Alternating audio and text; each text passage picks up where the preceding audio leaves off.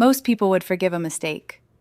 But how do you react when you find proof of a coordinated betrayal meant to dissolve your marriage? I found my missing heirloom ring tucked away like a trophy, and it exposed a secret alliance that went deeper than I ever imagined. I want to tell you exactly how I got to that moment, standing in my own dining room, emptying my stepdaughter's bag in front of everyone. Because none of this started with a missing ring. It started months earlier, with small things I almost talked myself out of noticing. Let me take you back to the beginning, because if you're going to understand what happened in that dining room, you need to understand what our life looked like before it fell apart. My name is Claire. I married David 4 years ago, on a warm Saturday in October, under a big oak tree in his parents' backyard. It was not a fancy wedding. We kept it small, just family and a few close friends. I wore my grandmother's ring, a custom diamond band she had made in the 1960s, and I remember looking down at it during the ceremony and thinking about how many hands it had passed through before it got to mine. My grandmother wore that ring for 41 years. She was the kind of woman who never complained, never raised her voice, and always seemed to know exactly what the right thing to do was before anyone else even saw the problem. I used to think I was nothing like her. She was steady. I am, or I was, the kind of person who second-guesses herself about everything. What to order at a restaurant, whether to speak up in a meeting, whether I was being too sensitive or not sensitive enough. But I had the ring, and wearing it always made me feel like some small piece of her steadiness had been passed down to me too. David is a good man. I want to say that clearly, even knowing everything that happened later. He is kind, he loves his daughter, he works hard, he does not drink, he calls his mother every Sunday. When we first started dating, about 5 years ago now, I thought, this is someone I can build something real with. But he came with complicated pieces, and the most complicated piece was Brooke. Brooke was 12 when David and I first started dating. She had brown hair like her dad, and these sharp, watchful eyes that always made me feel like she was quietly taking notes on everything I did. She was not rude to me, not at first. She was just distant, cool, like she had decided to keep a certain amount of space between us and was very committed to maintaining it. I understood it. I did. Divorce is hard on kids, especially when they are old enough to understand what it means, but still young enough to be right in the middle of it. Brooke had been about 9 when David and Vanessa split. 3 years of back and forth, of holidays split down the middle, of phone calls that always seemed to create more tension than they solved. She had been through a lot. And I was the new person, the one who had replaced what used to be there. I knew that was how she saw me, even if she never said it out loud. So I tried. God, I tried so hard those first 2 years. I let her pick the movies. I learned that she hated mushrooms and always ordered extra cheese on pizza, and I remembered those things and acted on them without making a big deal out of it. I drove her to friends' houses when David was working. I showed up to her school play, sat in the 3rd row, and clapped until my hands hurt. I never pushed for hugs she did not offer. I never told her to call me Mom, not once, not even close. And slowly, very slowly, things got a little warmer. Not warm exactly, but not frozen either. By the time David and I got married, Brooke was 14, and there was something between us that was not quite friendship, but was at least a functioning sort of peace. She would show me videos on her phone sometimes. She would laugh at my bad jokes occasionally in a grudging way that felt real. Small things, but I held on to them. So that is who we were when everything started unraveling. A blended family that had worked, in an imperfect but real way, for years. And at the center of it all was that ring. I need you to understand what that ring meant to me. It was not just expensive, though it was, in the way old custom jewelry always is. It was not just beautiful, though when the light hit it right, it was the most beautiful thing I owned. It was the last physical thing I had from my grandmother. She passed when I was 22. I was there at the end. I held her hand. And a few weeks later, when my mother gave me the ring from her jewelry box, I sat in my car in the hospital parking lot and just held it for a long time. I wore it every day after I married David. I took it off to shower, to do dishes, to garden, things my grandmother always said you should never do with good jewelry. And I always set it in the same place, on the little ceramic dish on my bathroom counter, right beside the faucet. Same spot every single time. David used to tease me about being such a creature of habit. He'd say, "Claire, if the house burned down, you'd still have the ring because you'd have put it in the exact same fireproof spot you always do." He was not wrong. So when it disappeared, I noticed immediately. It was a Sunday night in late February. We had had a family dinner, nothing fancy, just pasta and salad and garlic bread at our own dining room table. Brooke was with us for the weekend. David's sister and her husband had stopped by for dessert. It was one of those evenings that felt normal and easy and slightly loud in the way that family evenings always are. I remember washing the dishes after everyone left, putting the leftovers away, wiping down the counters. Then I went upstairs to get ready for bed. I reached for the ring on the ceramic dish. It was not there. I checked the dish again, checked the edge of the sink, checked the floor in case it had fallen. I checked the little drawer in the vanity. I got on my hands and knees and looked under the cabinet. I retraced my steps, went downstairs, checked the kitchen counter, the dining room table, the couch.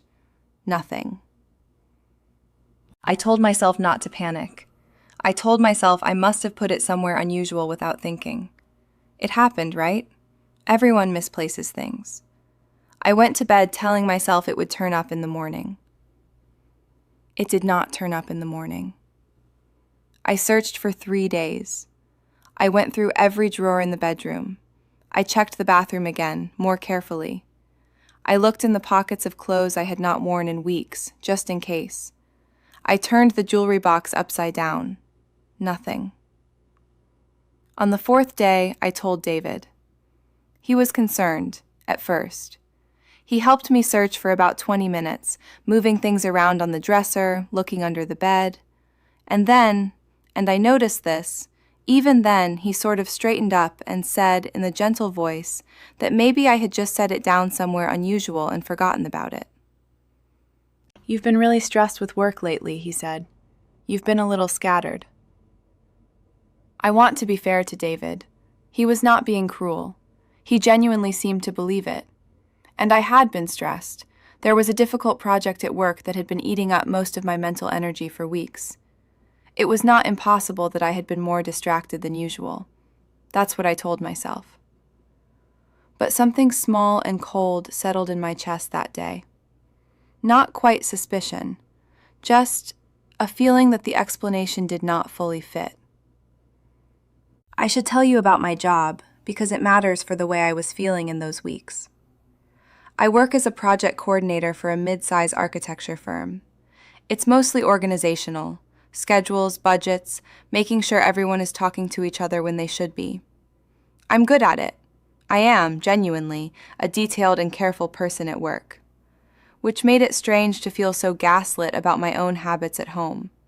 Because losing something was not something I did. Not like this. Not my grandmother's ring. Brooke was at our house again the following weekend. David's custody schedule with Vanessa had them alternating weekends, with Brooke staying Thursday through Sunday with us every other week. This was her weekend with us. I watched Brooke that weekend. Not in an accusatory way. I genuinely had not formed any particular suspicion yet. I was just watching everyone and everything differently now, with this low, constant alertness that I could not seem to turn off. She seemed normal. She was on her phone a lot, which was normal for a 16-year-old. She ate dinner with us, helped clear the table without being asked, watched a movie with David Friday night. She was not warmer than usual, but she was not colder either. Just Brooke. But then I overheard something. It was Saturday morning. I was walking past Brooke's room, The door was not fully closed, and I heard her talking on the phone. Quietly, like she did not want to be heard. I only caught a few words before I passed and went downstairs, but the words I caught were, "She still hasn't found it," and then a low laugh. I stopped at the bottom of the stairs. I stood there for a long moment. I told myself it could have been about anything. Teenagers lose things. They talk about things. Maybe it was a completely unrelated conversation about something at school. Maybe those words were not even about what I thought they were about. But that cold feeling in my chest got a little heavier, and I made a decision. That afternoon, while David and Brooke were out running errands, I went to the little electronics store about 2 miles from our house and bought a small tracking tile. The kind you can clip inside a bag or tuck into something and track from your phone. It was small enough to sit flat at the bottom of my jewelry box, underneath the lining, where no one would see it unless they were specifically looking. I put it in the jewelry box. I set it up on my phone, and I told no one. I had no idea that one small tracking tile was about to change everything I thought I knew about my own family. The weeks after I placed the tracker were some of the strangest of my life, because on the surface everything looked completely normal, and yet I could not stop noticing things. Small things. The way Brooke's eyes sometimes went to my hands when I walked into a room, checking, maybe, to see if the ring was there. The way she and David would occasionally exchange a glance when I mentioned the ring in conversation, which I did sometimes, because I was still actively hoping it would turn up. I want to be careful here, because I am telling this story knowing how it ends, and that makes it easy to read meaning into things that might have been innocent. I know that. Maybe some of those looks meant nothing. Maybe I was primed to see patterns. But the feeling in my chest did not go away. I talked to my friend Petra about it. Petra has been my closest friend since college, and she is the kind of person who tells you the truth even when it's uncomfortable. She works as a social worker, so she's spent years learning how to read situations clearly without getting swept up in emotion. I called her on a Wednesday afternoon from my parked car in the firm's parking lot because I did not want to have this conversation inside the house. I told her everything. The ring disappearing, the overheard phone call, the looks. I told her about David suggesting I was scattered and stressed. I told her about the tracker. Petra was quiet for a moment after I finished. Then she said, I'm paraphrasing here, that I was not crazy, that the overheard call was significant, and that the tracker was a smart move. She said that she hoped she was wrong, but that I should trust my instincts until I had reason not to. That helped. It helped more than I can say to hear someone who I trusted completely say, your instincts are probably right. March passed. Early April arrived, and then, on a Thursday evening, the same week Brooke was due to come back to us for the weekend, my phone buzzed. The tracker had moved. My jewelry box was still in my bedroom, but the tracker was showing me a location about 6 miles away, an address I recognized. It was Vanessa's house. I sat on the edge of the bed and just stared at the screen. My jewelry box was right there, open on the dresser. The tracker had not moved with the box. It had moved with whatever had been taken out of the box. Something had been taken from inside the box, and it was now at Vanessa's house. I did not move. I did not call David. I did not call Petra, not yet. I just sat there with that small glowing dot on my phone screen and thought about what this meant. Because the most logical explanation was this. Brooke had taken something from my jewelry box, most likely the ring, and she had it with her, and she was currently at her mother's house because Brooke's custody week with Vanessa had started on Monday. I had not noticed anything missing from the box since the ring, but now I checked, carefully, methodically, item by item. Everything else seemed to be there, just the ring, still gone, which I already knew.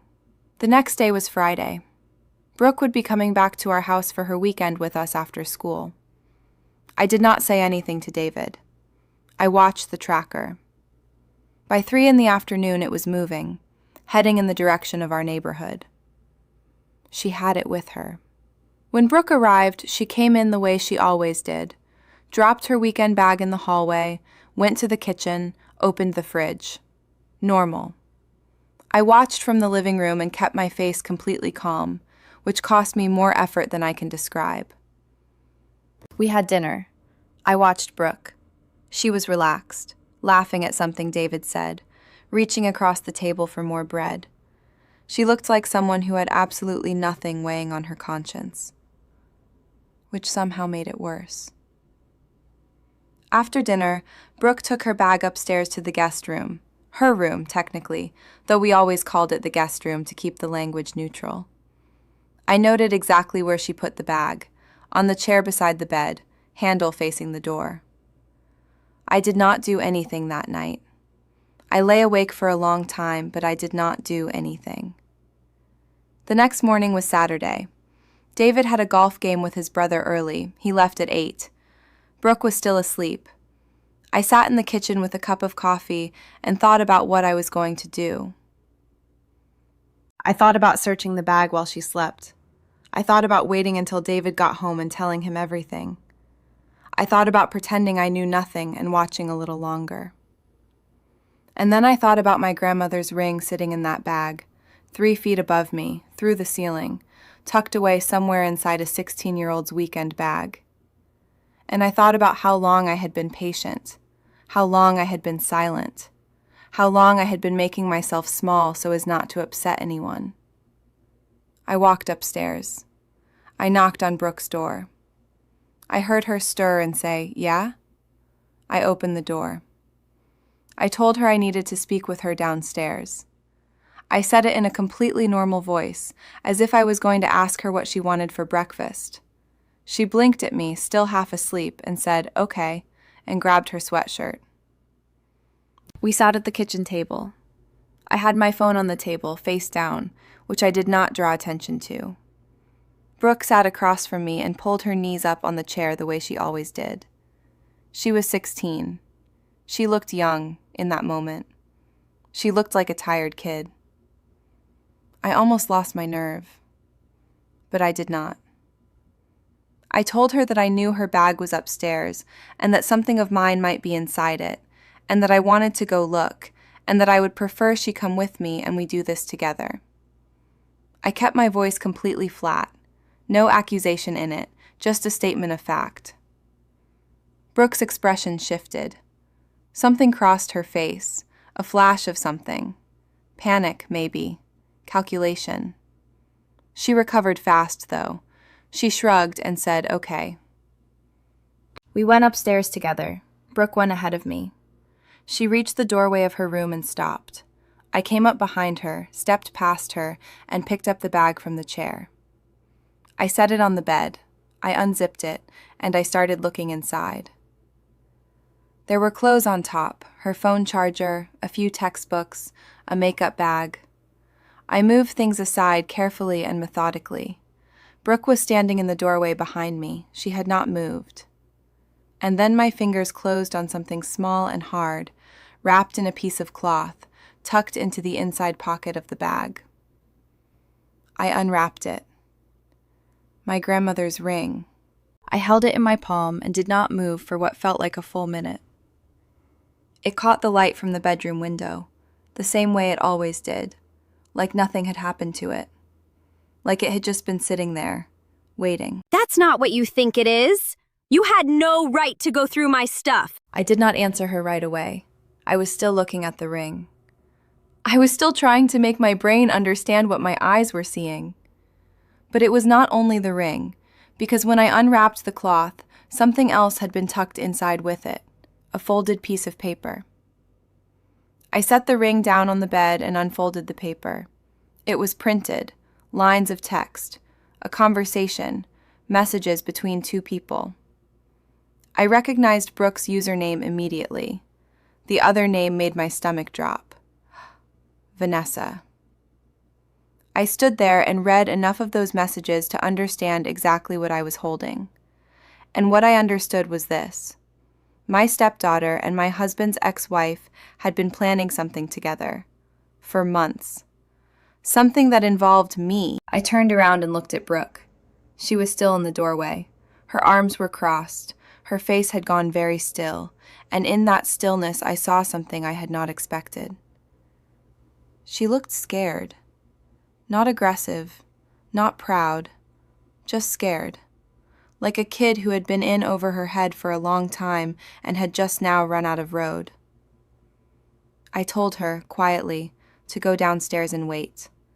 I told her I was going to call David and ask him to come home. I told her she was not in trouble, not right now, and not from me, but that we needed to have a conversation as a family. She left.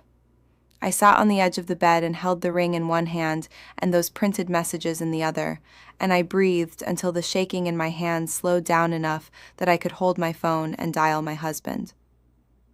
He answered on the second ring. I told him I needed him to come home, that it was important and that I needed him now. He heard something in my voice and did not ask questions. He just said he was on his way. I used the 20 minutes before he got home to take photos of the messages, all of them. I also took photos of the ring sitting on the bed, in the cloth, the way I had found it. I wanted a record that no one could argue with. And as I photographed those messages, I started reading them more carefully. And what I read told me that the ring was only one small piece of a much larger plan. A plan that had been building for months. And understanding it, really understanding all of it, was going to take time and patience and more proof than I currently had. So let me tell you what I know now, from everything that came out in the weeks after that Saturday morning. Because there was more. There was so much more. The messages in that printout were only part of the picture. They went back about 3 months, to just before Christmas, which I would later learn was when all of this had properly begun. But they were dense enough and clear enough that they told me the basic shape of what was happening. Vanessa wanted David back. I did not know this until I read those messages. I had always assumed she had moved on. She had dated a few people since the divorce. She had her own life. David rarely talked about her except in the context of Brooke's schedule. I had genuinely believed that chapter was closed for both of them. I was wrong. From what I could piece together through the messages, Vanessa had started reaching out to Brooke differently around the holidays. Not pressuring her, or at least not obviously. More like bringing her into her confidence. Treating her less like a child and more like a co-conspirator. Sharing things with her about what she called the situation at your dad's house. Telling Brooke that she was worried about David, that she didn't think Claire was right for him. And Brooke, who was 16, who had never fully made peace with the divorce, who still sometimes dreamed of her parents being together, listened. Of course she listened. What teenager wouldn't want to believe that her family could be made whole again? The plan was gradual and, I have to admit, fairly clever. It was not about doing anything dramatic. It was about erosion. Small, slow, consistent erosion of David's confidence in me. Step 1 was making me look forgetful and unreliable. Small things, mostly. Brooke would subtly move things of mine around the house, not to steal them, just to make me seem disorganized. She mentioned to David, casually, a few times, that I had seemed distracted or scattered. Which matched what he already thought, because, and I now believe this was not coincidental, Vanessa had also been calling David more often, for Brooke-related things, and using those calls to very gently plant seeds. How was Claire doing? She seemed stressed lately. Was everything okay between them? Step 2 was the ring. This was the escalation. The ring disappearing was supposed to set off a chain of events. I would panic, I would be upset, I might even accuse someone, and David would see me as irrational. Better yet, one of the printed messages I found actually discussed the idea of suggesting to David, at the right moment, that maybe Claire had staged the ring's disappearance herself, for insurance money, to make it look like it had been stolen. Let that land for a second. They were going to suggest that I was planning to commit insurance fraud, that I was the dishonest one, that I was the person who could not be trusted. It was elegant in the most horrible way, because it did not just remove my credibility, it made me look like a criminal. And if David believed it, even a little, it would be devastating. For me, for my marriage, for everything. Step 3. And this is where the plan had not quite arrived yet when I found the ring, was that Vanessa was going to confide in David herself. She was going to reach out to him directly, express her concerns about me, claim she had noticed warning signs, position herself as the calm and caring voice of reason, and Brooke would back her up. And David, surrounded by voices on all sides saying the same thing, would start to wonder. This was the plan. It had been in motion for months, and I had been living inside it without knowing. I want to pause here and tell you about the complicated thing I felt when I understood all of this. Because I expected to feel pure, clean rage. And I did feel rage, do not misunderstand me. But underneath the rage was something else, something that surprised me. I felt grief, real grief. Not for Vanessa. I had no sympathy for Vanessa, not even a little, but for Brooke. Because Brooke was 16 years old, and she had been recruited into this by her own mother. She had been told, probably very carefully and very lovingly, that she was helping her family, that she was doing the right thing, that she was getting her dad back. A 16-year-old does not have the life experience to understand what she was actually doing. She had been used. And I could be furious about what she did and still recognize that she had been used. Both things were true. But none of this softened what I had to do next. Because understanding it was one thing. Proving it in a way that David could not dismiss was another. And that was going to take more than a printout of some messages and a ring on a bed. When David got home that Saturday morning, Brooke was at the kitchen table. He came in through the garage, saw her face, saw mine, and stopped in the doorway. Claire, maybe there's an explanation. Just let's not jump to anything. I showed him the ring. I told him where I had found it. I showed him the printed messages. David is not a fast reader. He read those messages slowly, standing in the kitchen, one page at a time. I watched his face while he read. He started with disbelief, the slight frown, the way his head tilted, like the words were not computing. Then the frown deepened. Then he went very still. He asked me where the printout had come from. I told him it was in the bag with the ring. He looked at Brooke. She had been silent this whole time, still sitting at the table with her knees pulled up and her arms wrapped around herself.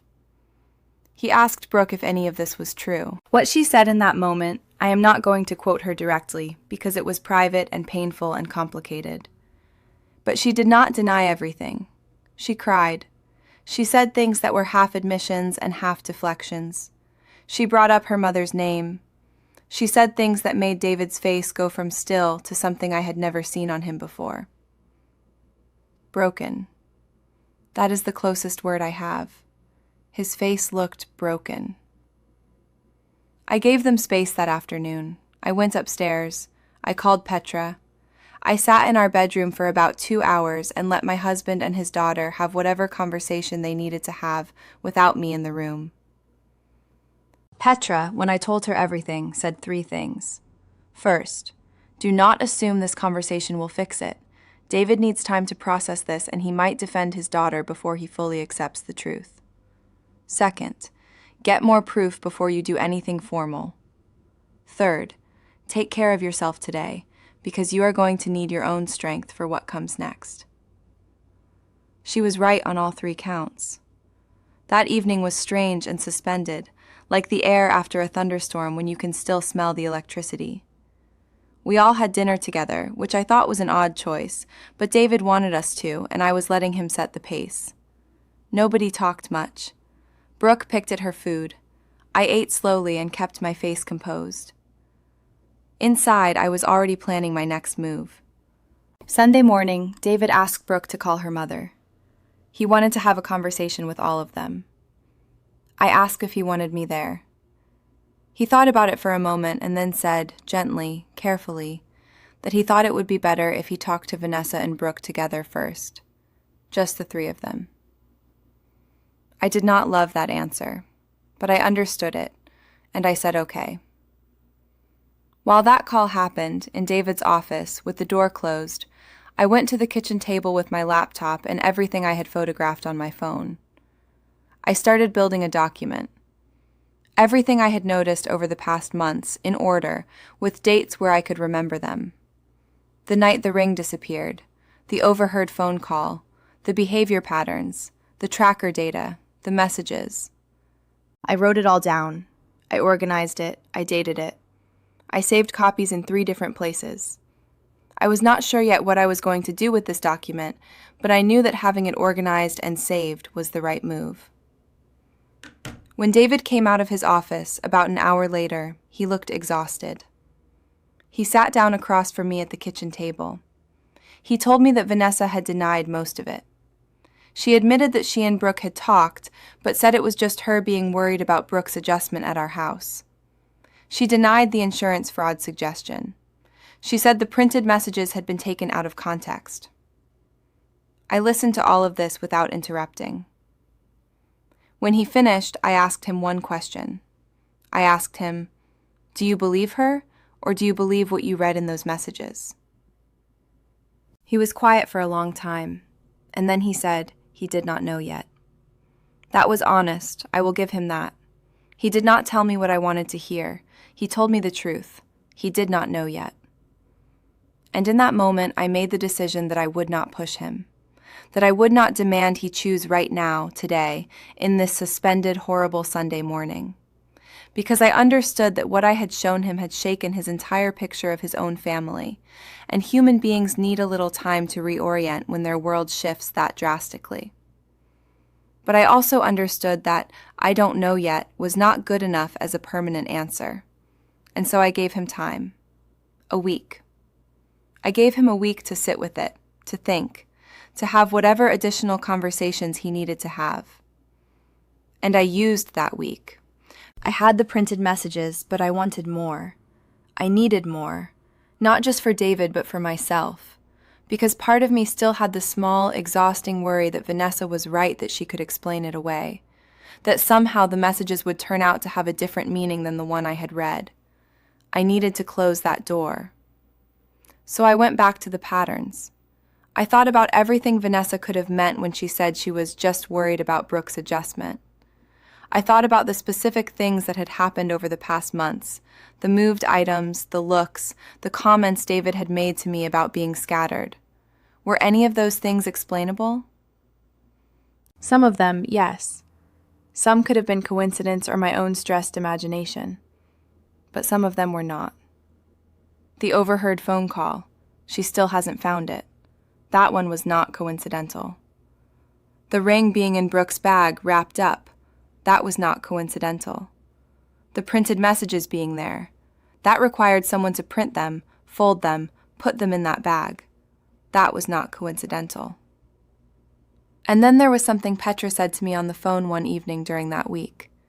She mentioned, almost as a side thought, that when something like this is organized and sustained over months, there are usually more footprints than the ones you've already found.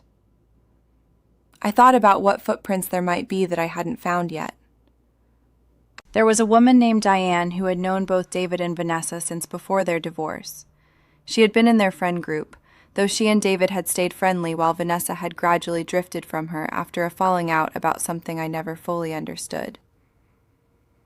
Diane had been friendly to me throughout the marriage. Not close, we'd see each other at neighborhood events a couple of times a year, but warm, genuine. I called Diane on a Tuesday. I did not tell her everything. I just asked, carefully, casually, whether she had noticed anything between Vanessa and Brooke lately, whether Vanessa had said anything to her that had seemed unusual. Diane was quiet for a moment, and then she told me that she had run into Vanessa at the grocery store about 2 months ago, and that Vanessa had said something she had thought was strange. She had said, I am paraphrasing, that she thought David's marriage was not going to last much longer.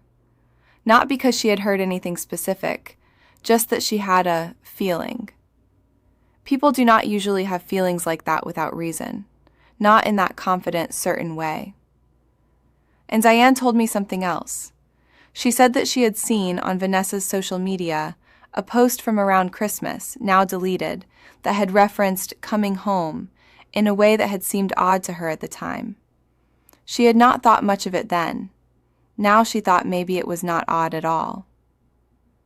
I thanked Diane. I did not push further. I did not want to turn this into something that got back to Vanessa before I was ready. I hung up and added everything Diane had told me to my document. Then there was the second discovery. This one was larger. A few days into that week, I was doing something simple, going through the home email account that David and I shared for household things. Bills, school notifications, neighborhood association emails, that kind of thing. David had given me access to it years ago, and I used it occasionally. I was not looking for anything specific, but I noticed an email in the sent folder that I had not sent. It was addressed to someone I did not recognize, a name I had never seen before. The subject line was blank. The email had been sent about 6 weeks earlier. I opened it. It was short, just a few sentences. It was written in a voice that was not mine, a little more formal than the way I write, slightly stiff. And it said things I would never say. Things about not feeling settled in the marriage, about feeling confused, about needing time to think. Someone had used our shared household email to send a message in what could have been read as my voice, from an account associated with my household, about the state of my marriage. I did not know who the recipient was. I did not know if they had responded. I did not know how far this had gone. But I saved everything. I screenshotted it. I saved the email header. I noted the date, the time, the recipient's address. I added it to my document. I went to David that evening with 2 things: the saved email and my complete timeline document, organized and dated. I sat him down. I did not approach it with emotion. I approached it like a presentation. Here is what I found. Here is when I found it. Here is what I believe it means. I watched David read the email, the one written in my voice, sent from our shared account to a stranger. His face changed in a way I had not seen in the previous days. The uncertainty left it. What replaced it was something harder and more settled. Not at me. His eyes came up from the screen and found mine, and I could see that clearly. Not at me. He asked me how long I had been collecting this. I told him since the Saturday morning, and that some of it went back to February in terms of events, even if I had not been documenting it then. He was quiet for a long time. He said he owed me an apology. He said, and I will tell you this much directly, I'm sorry I told you that you were scattered. You were not scattered. You were right. That was enough for that moment. I told him I accepted the apology and that I needed us to figure out what came next together. Together we decided on something. We decided that the piecemeal approach, showing David things gradually, having separate conversations with Brooke, the call with Vanessa, was not working. What was happening was too complicated and too coordinated to be addressed in pieces. It kept allowing each person to explain away their part of it. We needed to lay out the whole picture at once, in one room, with everyone who needed to see it. David's parents, Ray and Elaine, were the center of the family. They had hosted the family dinner at their house every few months for years. They were fair, they were observant, and critically, they were people whose judgment David respected almost more than anyone's. If his parents saw the full picture and understood it, David would have the validation he needed to move forward decisively. And Vanessa needed to be there, because every conversation that had happened so far had allowed her to exist off to the side, delivering her version of events through other people. She needed to be in the room where her own words, in those messages, were visible. David called his mother and arranged a family brunch for the following Sunday. He said only that something important had come up that needed to be discussed as a family. Elaine, who missed nothing and was used to David's understated way of describing things, said she would make sure everyone was there. The week before that brunch was the hardest of all. Because I had to sit at the dinner table with Brooke, who came back to us for her midweek visit, and behave normally. I had to make conversation and pass the salad and ask about her homework, knowing what I knew and knowing that Sunday was coming. Brooke seemed quieter than usual that week. I do not know what David had said to her or what she was thinking. She was not hostile, she was just muted, withdrawn, like she was waiting too in her own way. There was one moment, Wednesday night. I was in the kitchen cleaning up after dinner, and Brooke came in with her plate. She stood at the sink for a second after she set it down, and she looked at me, and she opened her mouth like she was going to say something. And then she didn't. She just walked out. I stood there for a moment after she left, and felt something I had not expected to feel. Something very close to sorrow. Not forgiveness, I was not there yet, just sorrow. For all the ways this could have gone differently if the adults in this situation had behaved like adults. But I composed myself. I had a Sunday to get to. Ray and Elaine live about 20 minutes from us in the same town, a house they've been in for 30 years, with a big dining room and a kitchen that always smells like coffee and something baking. They are warm people, solid. The kind of grandparents who keep a guest room always ready and have a specific mug that every family member considers theirs. We arrived a little before noon. David's sister Amy and her husband were already there. Brooke came with us, and about 10 minutes later Vanessa arrived. She had been told by David only that there was a family discussion that involved Brooke and that her presence was requested. I had met Vanessa before, obviously, many times. She was put together and pleasant on the surface, the kind of woman who always had a perfect ponytail and never seemed to be late. I had always found her slightly cold, but not alarming. I had told myself the chill between us was natural. Ex-wife, new wife, it is rarely comfortable. Sitting across the dining room table from her that Sunday, I looked at her differently. When everyone was seated and coffee had been poured, David stood up. He said that he had something important to share with everyone, and that he needed everyone to let him finish before they said anything. He turned to me. That was the signal. I opened the folder I had brought. I had organized everything into a simple order. I started with the ring. I held it up, let everyone see it, passed it to Elaine so she could see that it was real and that it was mine. I told them when it disappeared and where I found it. Vanessa's expression did not change when I held up the ring. That trained stillness, I noticed it. I placed the printed messages in the center of the table. I had made copies for everyone. I gave one to David's parents, one to Amy and her husband, one to David, and I kept one. I did not give one to Vanessa. I did not give one to Brooke.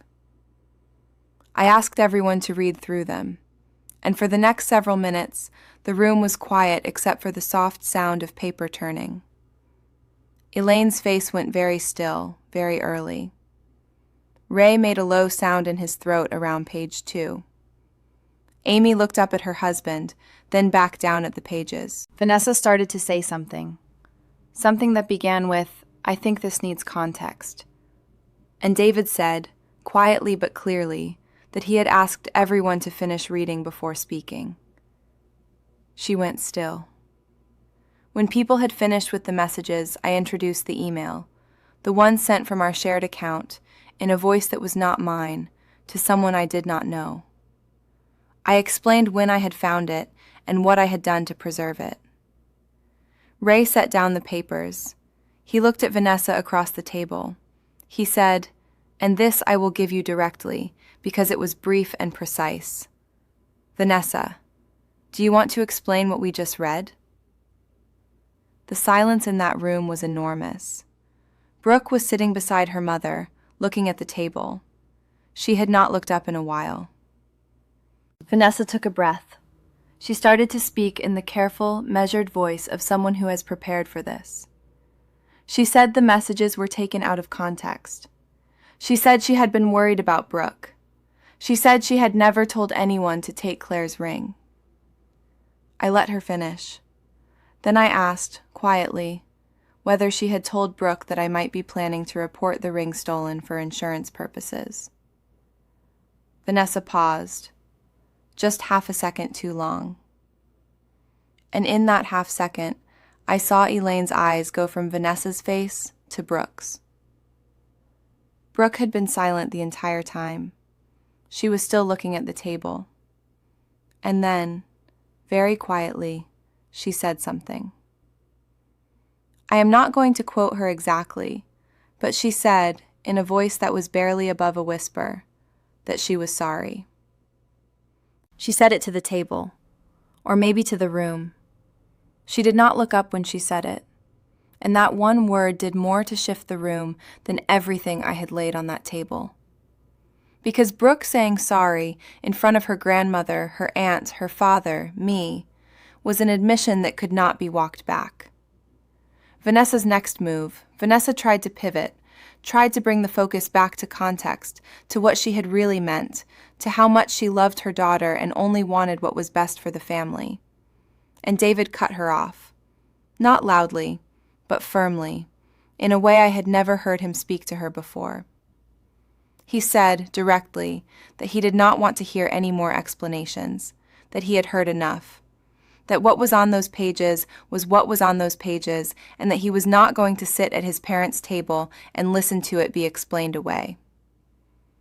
Something loosened in my chest, something I had been holding very tightly for weeks. The brunch did not end warmly. People filtered out. Amy and her husband left first, quietly, with hugs for me that I appreciated more than I could say. Ray walked Vanessa to the door, and whatever he said to her I did not hear, but her face when she stepped outside was very controlled in the way faces are when someone is working hard to keep something in. Elaine found me in the kitchen while David was talking to Brooke in the other room. She hugged me, a long, wordless hug, and then she pulled back and looked at me and said, "You handled this beautifully." That was when I cried. Not the big, gasping kind, just the quiet kind, standing in Elaine's kitchen with coffee on the counter and the muffled sound of my husband's voice in the next room. Just a few minutes of crying, without trying to stop it. She did not say anything while I cried. She just stood there with her hands on my arm and let me. She had been a mother for a long time, and she knew when to talk and when not to. When I came out the other side of it, I washed my face at the sink and stood up straight, and I felt, for the first time in months, like I could breathe fully. We drove home, David, Brooke, and I, in a quiet that was different from the hostile silences of the past weeks. It was more like the quiet after something is over, like the end of a storm. The week that followed was difficult and real and ongoing. I want to be honest about that. The brunch was not a fix. It was a revelation. Those are different things. Revelation shows you the truth. The fixing takes much longer. David had a long phone call with Vanessa a few days after the brunch. I was not part of it and did not want to be. Whatever he said to her, she heard it. There were subsequent conversations that involved lawyers, not divorce lawyers, but lawyers about the custody arrangement, because what had happened could not simply be set aside as if it had not affected Brooke's living situation and the trust between all of the adults responsible for her. I will not give you the details of those legal conversations because they are private and ongoing and involve a minor. What I will tell you is that the arrangement shifted. Not dramatically, not in a way that cut Brooke off from her mother or created new punishments for a teenager who had been manipulated. But it shifted in a way that created clearer boundaries around what Vanessa could and could not do in her parenting time as it related to David's household. David's lawyer made sure that was documented. Brooke is the part of this I return to most often in my own head. Because she is a 16-year-old who made a series of choices that hurt me deeply and could have damaged my marriage irrevocably, and she made those choices because her mother handed them to her and told her they were acts of love. I was not able to be generous toward her in the immediate days after the brunch. That is the honest answer. I was civil. I was not warm. I needed time to feel something other than hurt and betrayal before I could approach her relationship with any kind of openness again.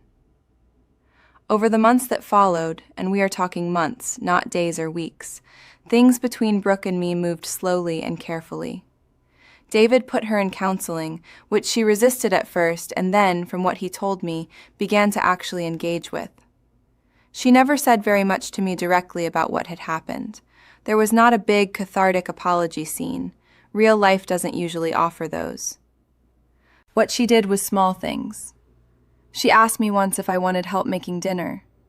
She sent me a text one afternoon, just a link to an article about something she knew I was interested in, with no message attached, just the link. She started making eye contact again, which sounds like a tiny thing but is not. I chose to receive those things. Not to make a ceremony out of them, not to announce that I had forgiven her or that we were starting fresh, just to receive them and to not push them away. That felt like the right pace. Vanessa is Brooke's mother, and she will be in our lives in some form for as long as David and I are together. That is simply the reality of a blended family. What changed is that she no longer has the informal access to David that she had cultivated over the previous year. Their communication now goes through a parenting app that logs every message. She knows this. I am not going to tell you I take pleasure in that. I don't. It is not a win. It is a necessary boundary. The goal was never to destroy Vanessa. The goal was to protect my marriage and my life from someone who was actively working to dismantle both. A boundary is not revenge. It is just clarity. David and I had the real, hard conversation about 2 weeks after the brunch. The one about what had happened between us. Not just what Vanessa and Brooke had done, but what I had needed from him that he had not provided in those early weeks. When I told him I was scattered, when he suggested I might have just misplaced the ring, when he needed time to decide whether to believe his ex-wife's explanations. It was a harder conversation than the brunch, because the brunch was about external villains. This conversation was about us. I told him that when he told me I was scattered and stressed, even gently and with good intentions, it had made me doubt my own perceptions. And that doubt, that small planted seed of self-doubt, was exactly what the plan had been designed to grow. He had not been part of the plan, but he had watered it without knowing. He heard that. He did not defend himself. He sat with it, and then he said he understood, and that he was sorry, and that he could see the pattern now in a way he had not been able to see in the middle of it. Marriage is this kind of work, the kind where you see something clearly afterward that you could not see in the middle, the kind where you have to be honest about what you missed and try to do better next time. We are doing that work. My grandmother's ring is back on my hand. I never took it off after I got it back from that bag. I had it cleaned, just cleaned, not reset or altered, and I put it back on and I have worn it every day since. The meaning of it has shifted, a little. It still connects me to my grandmother. It still reminds me of that Saturday wedding under the oak tree. But now it also reminds me of something else. It reminds me that I trusted my instincts when everyone around me was suggesting I should not. That I did not dismiss the small, cold feeling in my chest just because it was inconvenient. That I built a case instead of an outburst. That I chose clarity over comfort. My grandmother was the steadiest person I knew. She always seemed to know the right thing to do before anyone else saw the problem. I used to think I was nothing like her. I am starting to think maybe I was wrong about that. I have thought a lot in the months since everything came out about what it means to be a stepmother. Because that role is one of the strangest ones in our cultural vocabulary. There is no clear template. You are asked to love someone else's child while accepting that the child may not love you back, may not even like you, and while navigating the feelings of a biological parent who did not choose you and may resent your presence. What I know now is that the love has to be unilateral, at least at first. You cannot make a deal. You cannot say, "I will try if you try," because you are the adult and the child is the child. You put in the effort without guarantee of return, because that is what integrity looks like in a hard situation. But I also know now that unilateral love cannot mean unilateral sacrifice. Loving Brooke and trying to build something with her did not mean accepting a situation in which I was being actively undermined. It did not mean swallowing my own instincts to keep the peace. It did not mean making myself small enough to fit into whatever space was left after everyone else had taken theirs. That balance, giving generously while protecting yourself, is not easy. I'm not going to pretend it is, but it is possible. And knowing that it is possible is something I did not fully believe before all of this happened. There is something I want to say directly to whoever is listening to this.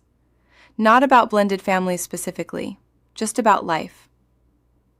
When something feels wrong and the people around you are telling you it doesn't, trust that feeling anyway.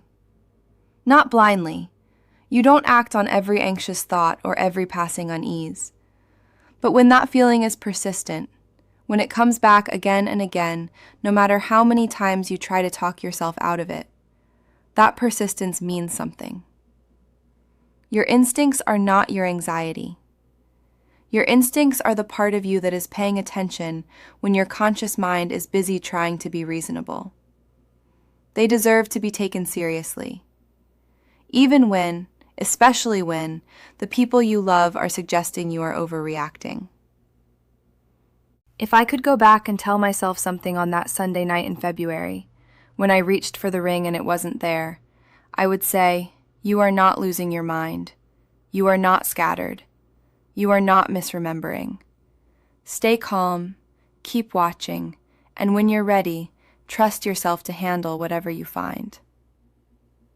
The small tracking tile I bought on a whim because something in me refused to stop trusting myself, that was the thing that changed everything.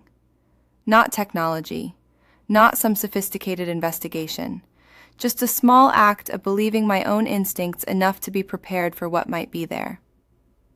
The oak tree in David's parents' backyard, where we got married, is bigger now than it was 4 years ago. It's just a tree. It doesn't know what happened in that backyard, or at that dining room brunch table, or in the kitchen with Elaine's hand on my arm. But I think about it sometimes, about how things that are rooted properly can absorb a lot of weather and still stand. I chose myself. I chose my marriage. I chose honesty over the easier comfort of pretending everything was fine. And I did not do it loudly or dramatically. I did it carefully, quietly, one documented piece of evidence at a time.